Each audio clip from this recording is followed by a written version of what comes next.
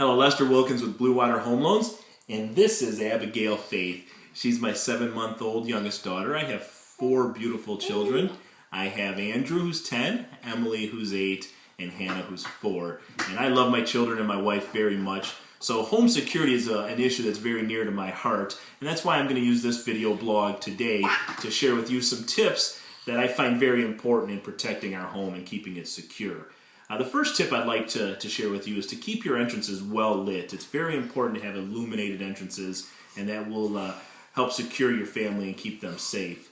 Another tip is to have good locks. To not just have locks on all the doors, but to have deadbolt locks. And if you recently closed a home, especially if it was a foreclosure, I would recommend you changing your locks as I did at the closing table, but not just changing the locks, have good locks. Another tip, if you can afford it, is to use timers. Timers do deter any potential intruders because they're not sure if anybody's there or not, or if somebody's awake. So they're a very good deterrent. Another tip I would give you is to know your neighbors. Know which neighbors you can trust, especially in an emergency situation. So get to know your neighbors and get to know the ones you can trust. Another tip is to not put your first name or your names on the mailbox.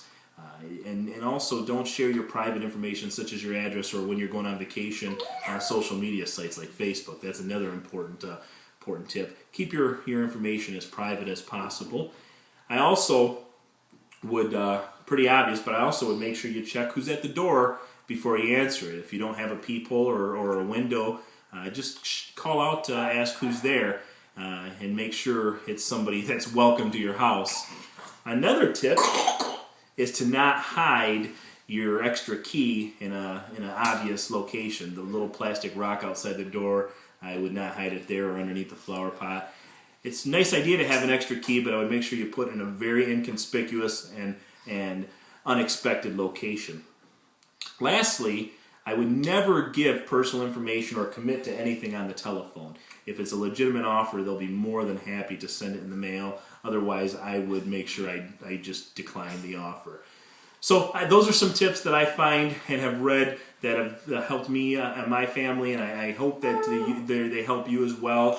And I hope you could utilize some of them to make your family safer. If you have any tips that you'd like to share with me that I could pass on in future episodes, I would be happy to do so. Or if there's anything at all I can do for you, please don't hesitate to give me a call.